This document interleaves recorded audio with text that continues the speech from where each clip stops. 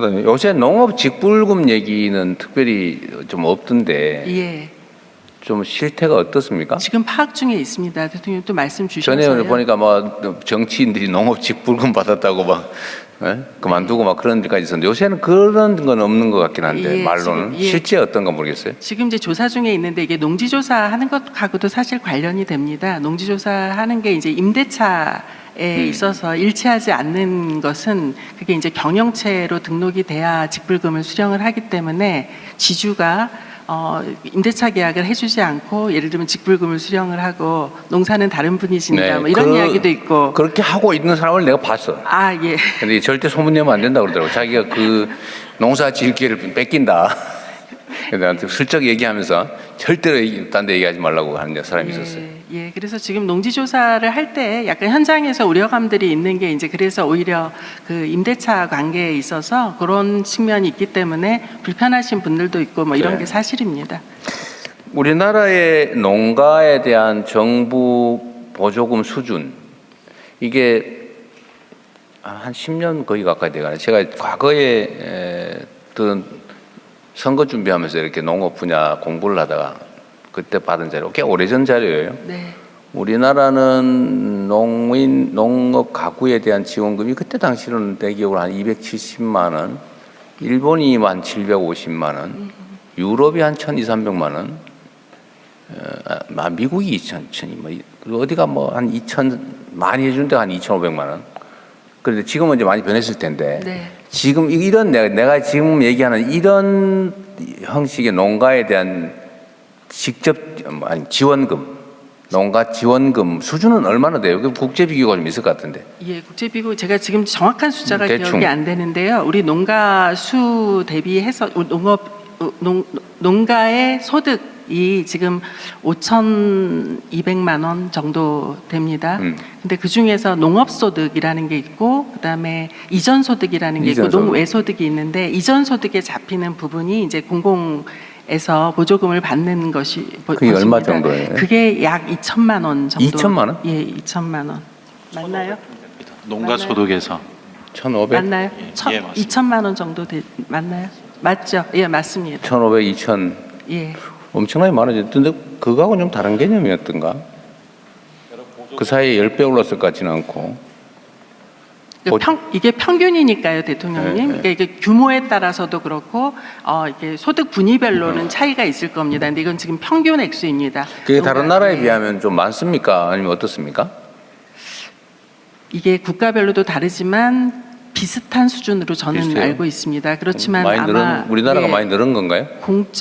많이 그동안 그때는 터무니없이 늘어났는데요. 적었어요. 예. 그때 제가 그게 한 2018, 17, 16년 뭐 이럴 때쯤 기준 한 10년 전쯤 되겠네요.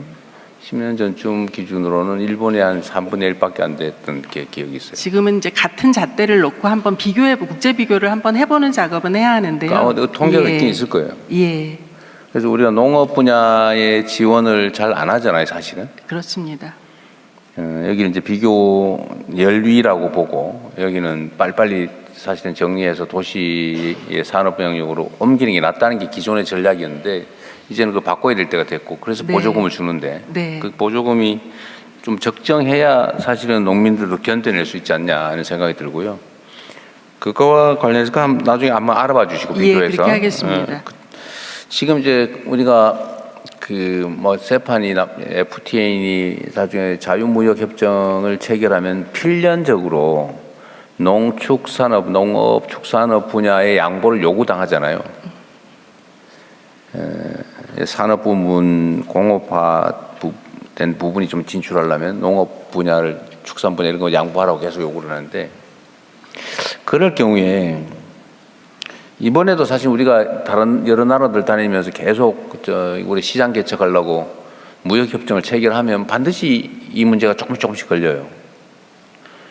그런데 이것 때문에 지금 안 그래도 농민들이 또 화가 난다고 그런다고 하더라고요. 예, 근데 이거를 그렇다고 안 할 수도 없고 결국 이해관계를 조정을 해야 되는데 제 생각으로는 이 규정, 그러니까 경제 질서를 바꾸면서 이익 보는 집단이 있고 손해 보는 집단이 있는데 이익 보는 집단이 손해 보는 집단에게 일정 부분 책임을 져주면 그 이해관계를 조정을 하면 그게 매우 합리적일 뿐만 아니라 저항이 줄어들지 않겠어요?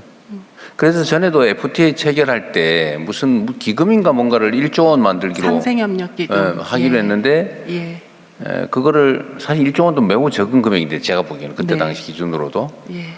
그나마 안 되고 한 30%밖에 3천억밖에 안 됐다고? 올해가 끝입니다. 근데 그것도 끝이고. 30%밖에 안 됐습니다. 일단은 그런 식의 그러니까 참 무책임한 거죠. 그러니까 말로는 1조 원인데 맞습니다. 결론은 예를 들면 예를 들면 수출액의 몇 퍼센트 뭐 하든지 아니면 수출로 인한 이익의 뭐 0. 몇 퍼센트 하든 이렇게 해서 확실히 보장을 했어야 되는데 의무적으로 작출을 하게 하든지 그냥 하고 싶은 기업만 해라. 선의로 맡겼다는 거 아니에요? 자발성에 예. 내가 보니까 그거는 그때 장난친 것 같아요. 근데 앞으로 하게 되면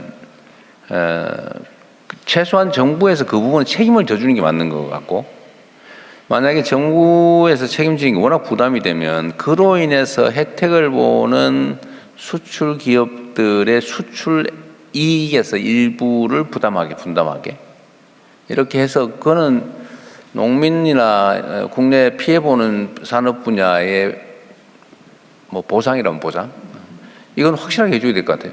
예, 그래서 대통령 말씀 주신 대로 그 부분 때문에 우리 농업인들이 상당히 이제 개방 이슈에 대해서 민감할 뿐만 아니라 정부에서 이야기하는 문법이 계속 비슷하다는 거죠. 자, 개방했으니까 우리가 이거 지원할게요. 그런데 그 약속은 지켜지지 않았고 그 뭐 계산된 액수보다 실은 더 피해를 많이 보는 것이 생산 기반 자체가 흔들려 버리면 이게 그러니까.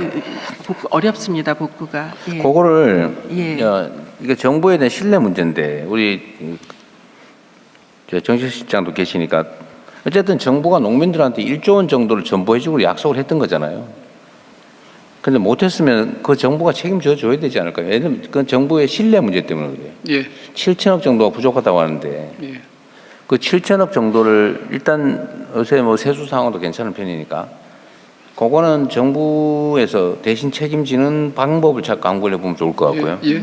충분히 할 수 있습니다. 네, 네. 예, 농특 늘어난 부분에도 뭐 해도 그걸로 되고 해도 여러 가지 방법이 있을 수 있습니다. 그거 하고 두 번째는 어쨌든 지금 대한민국의 수출 시장을 늘려야 되는데 경제 영토 아닙니까? 예. 그러려면 그 피해 보는 쪽이 없어야 되잖아요. 네. 피해가 있다면 그만큼 전보를 해줘야지. 그걸 어떻게 전보할 수 있을지를 농민단체들하고 좀 협의를 진지하게 좀 하십시오. 그렇게 하겠습니다. 지금 막 반대한다면서요. 농민단체들은 당연히 굉장히 그렇겠죠. 예, 예. 반대합니다. 대책을 함께 논의해서 만들자. 고 예, 해서 그래서- 실제 예. 필요한 대안을 만들어 보시죠. 예.